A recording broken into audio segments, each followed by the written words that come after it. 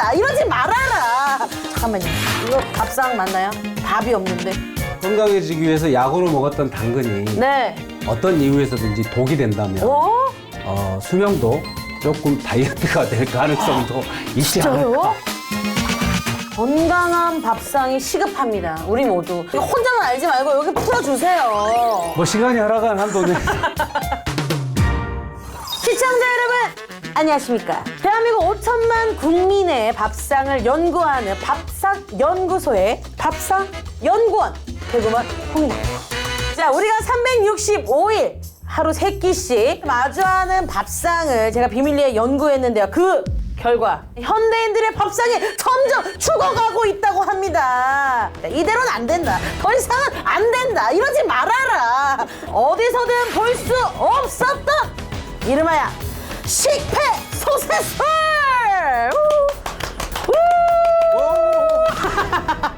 벌써부터 막 밥상이 막 들썩들썩 막 살아 숨쉬는 게 느껴지는데요. 지금 저와 함께 박수를 쳐주신 분이 옆에 계신데 이분이 누구냐? 밥상 박사님. 여러분의 밥상에 생기를 네. 불어넣어 싱싱하고 건강한 밥상으로 재탄생시켜드릴 강용입니다.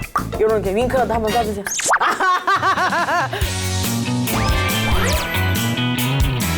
죽은 밥상 살리기 프로젝트 식폐소생술 함께 가자! 박사님, 우리 그러면 이제 뭐부터 시작하면 좋을까요? 지금 먹고 있는 음식들이 우리 몸을 건강하게 해줘야 하는데 네. 그렇지 못한 음식들도 있거든요. 이 프로젝트를 통해서 우리 몸을 건강하게 해주는 음식들만 쏙쏙 골라 먹을 수 있도록 해드리겠습니다. 93년에서 94년까지 100명의 네. 신생아들을 보면 네. 기형아 출생률이 3.7명이었어요. 네네. 그런데 어떻게 된 건지 2009년에서 2010년까지 1년 동안을 보면 16년 동안에 1.5배가 늘었습니다. 네네. 그리고 2012년도에 네네. 전국의 대학병원에서 분만한 출생아들의 네. 한 달 된 엄마의 모유를 검사해 보니까 81명의 엄마의 모유에서 99%의 모유에서 DDT가 검출됐다고 신문에 나왔습니다. 우리가 매일 뭐 좋은 음식, 좋은 먹거리 이런 걸 보고 있는데 오히려 사람들이 좀 더 아파졌어요.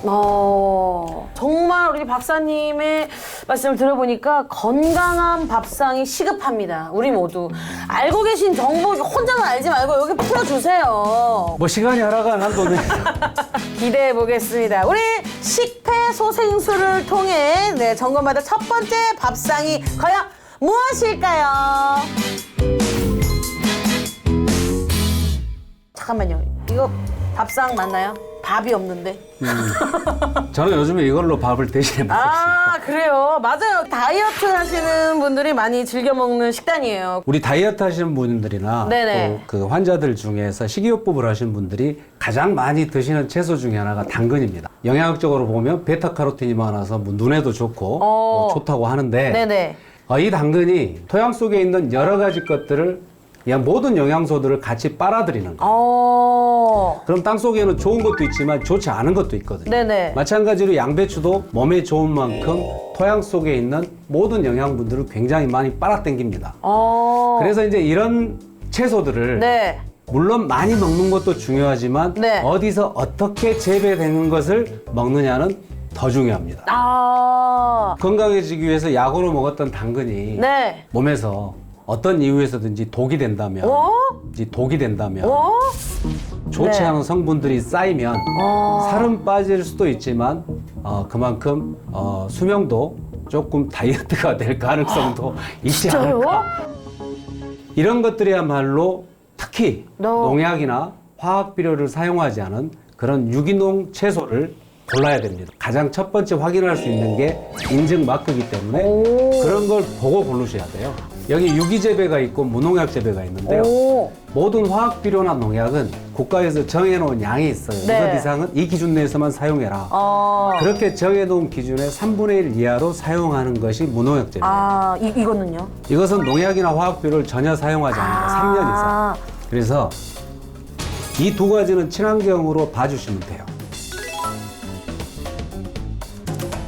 그리고 사람들이 또 가장 착각하는 것 중에 하나가 이거예요, 이거. GAP 우수 관리 인증이라고 써 있는데요. 사실은 이것은 G가 앞에 있으니까 굿 에그리컬처에 하다 보니까 우수 농산물로 사람들이 생각을 하는데 이것은 농산물을 우수하게 관리한다는 거예요. 오. 아까 이야기했지만 농약이나 화학비료는 전부 뿌릴 수 있는 규정이 있어요. 규정. 네네. 그 한도 내에서 뿌리고 나머지 뭐 미생물이라든지 몇 가지를 이렇게 그 관리를 잘한다 그래서 우수 관리 인증인데 이걸 사람들이 친환경 막 뭐 안전 뭐 이렇게 해가지고 많은 친환경 하는 농가들이 이것 때문에 상처를 입고 있습니다. 근데 제가 또 관심이 가면서 또 딱 드는 생각이 친환경이 조금 비싸요. 솔직히 그쵸? 사실은 몇천 평 농사 짓는데 네. 10,000원짜리 제초제 한 병을 사서 뿌리면 사실 그냥 풀은 간단하게 해결돼요. 그런데 왜 유기농업 하는 분들이 10명, 20명 들어가지고 10,000원짜리면 될 것을 그냥 50만 원, 60만 원 들여서 그렇게 해서 잡초를 뽑고 또 뭐 천연 비료라든가 뭐 자가 비료라든가 이런 걸 직접 만들어서 하다 보니까 생산 비용이 조금 비싸죠. 자, 솔직히 하나 여쭤봐도 되나요? 네. 혹시 지금까지 친환경 파는데 뭐 이렇게 기억나는 데 있으세요? 저는 마트에서 봤던 것 같아요. 그 마트 코너. 다행입니다. 왜요? 아, 보셨습니까? 아니 맞죠. 저는 전혀 안 보신 거예요. 거기에 엄청 크게 써있더라고요.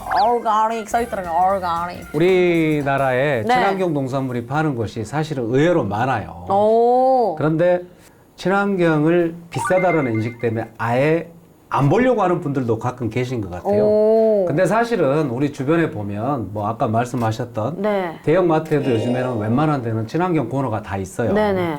또 어떤 데는 친환경 채소뿐만이 아니라 친환경 가공품까지 전문점도 있고요. 오. 그리고 요즘에는 이제 지역의 농민들이 직접 하는 네. 그런 친환경 직매장도 있고 직거래장터도 있고 네. 생협이나 한살림 뭐 이런 주변에 오. 의외로 찾아보면 굉장히 많이 있습니다. 오. 그리고 가격도 조금 뭐 하루나 이틀 정도 지난 거 이렇게 하면 싸요. 일반 농산물하고 네. 비슷하거나 더 싸게 하는 것도 있습니다. 아. 근데 이제 다이어트를 하면요, 박사님 또 궁금한 게 제가 요새 달걀 흰자를 또 네. 되게 즐겨 먹거든요. 그래갖고 달걀도 뭔가 궁금한 게 고르는 기준이 좀 있을 것 같아요. 달걀도 좀 전에 이렇게 친환경에서 네. 뭐 유기농, 무농약 했듯이 달걀도 이제 그런 기준이 있어요. 네네. 그럼 요것도 이제 마크가 있겠어요, 그렇죠? 예, 무항생제가 있고 유기축산이 있고요. 어. 그다음에 동물복지라는 게 있어요. 네네네. 우리 주변에서 이제 가장 가깝게 볼 수 있는 게 무항생제 계란인데 네네. 항생제나 합성 향균제 오. 그리고 이제 호르몬제 네. 첨가되지 않은 그런 일반 사료를 주면서 그 기준을 지켜가면서 사육한 닭에서 낳은 계란이 이제 무항생제인데 네. 무항생제보다 한 단계 더 위가 뭐냐면 네. 유기농이죠, 유기농. 계란에도 유기농이란 게 있어요? 그러니까 유기농 계란은 가두어 기르지 않고 유기사료를 먹으면서 이렇게 일정한 사육 공간을 유지하면서 길러야 돼요. 네네네네. 그래서 조금 더 건강한 계란이라고 보시면 되죠. 네. 동물복지는 뭐 이렇게 산에서 들에서 풀어서 키우는 겁니다. 그러면 제가 봤을 때 또 요것도 조금 가격이 더 있을 것 같아요. 그쵸? 우리가 사실 어렸을 적에 집에서 닭을 길렀어요. 제가 몇 마리. 근데 그때 닭 빡빡빡 한 번만 보여주세요. 그때 닭이 길렀을 때 어떻게 돌아다녔어요? 잘 다녔어요. 어떻게 다녔어요? 잘 다녔어요. 한 번만 시작! 뭐 이렇게 닭이 막 이렇게 돌아다녔죠. 그쵸? 예. 정말 소풍 갈 때, 네. 그 다음에 학교 운동회 때, 그리고 설날, 추석날, 저는 계란을 그렇게 먹었어요. 근데 언제부터 우리 식탁에 계란이라는 게 필요하면 아무 때나 먹는 흔한 식품으로 변했잖아요. 그쵸. 가격이 저렴해졌다라는 게 좀 공장용 축산으로 바뀌지 않고 그렇게 자연으로 기르면서도 가격이 저렴해졌으면 네. 얼마나 좋겠습니까? 네. 그러면 좋은 것은 네. 내 가족이 먹는다고 생각하고 제대로 된 가치 지불을 해야 농민들도 더 좋은 걸 만들어내려고 그러고 그런 게 더 좋은 게 많아지면 당연히 생산비가 절감돼서 이제 조금 더 저렴해지는 거죠.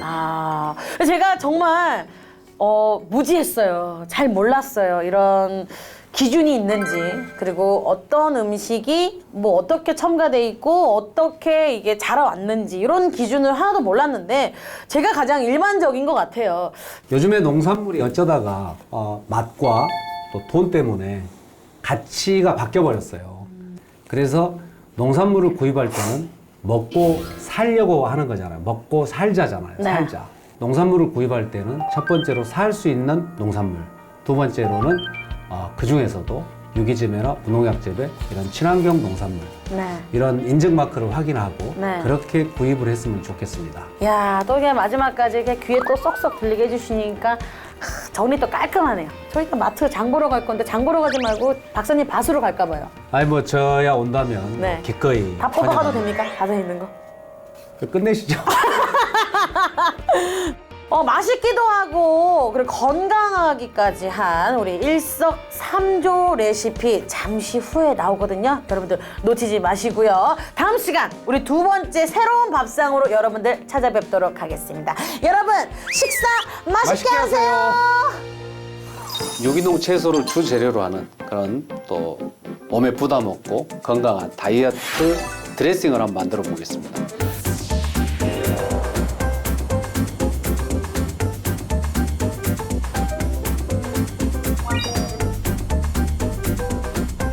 사실 뭐 요리가 실력도 중요하지만 친환경을 하는 제 입장에서는 식재료가 좋으면 뭐 요리 솜씨가 조금 부족해도 좀 맛있을 것 같아요.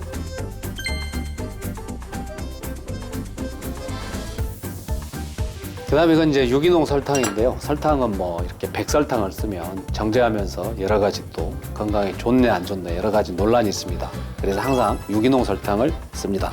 유기농 설탕은 약 한 25g 정도 이렇게 넣어주시고요. 그다음에 소금인데 소금도 요즘에 구운 소금이나 또 죽염 이런 걸 주로 사용을 합니다. 소금은 약 5g 정도 사용을 하고요. 드레싱이니까 유기농 현미식초입니다. 저온으로 볶은 압착 참기름입니다.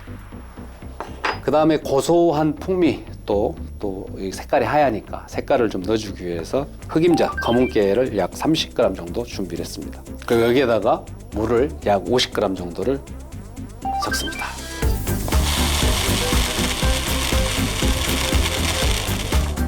자, 이렇게 드레싱이 완성이 됐습니다.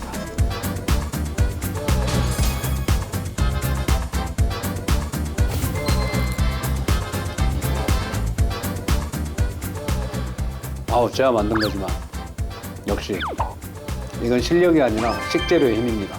대한민국 땅에서 나온 유기농 식재료의 힘입니다. 진짜 맛있네요, 오늘따라. 아까 재료 보셨지만 뭐 이렇게 특별하게 몸에 안 좋거나 또 몸에 무리가 되는 그런 식재료가 없어요. 그러니까 이런 것은 과식해도 됩니다. 여러분들도 이렇게 좋은 식재료로 자연을 과식하십시오.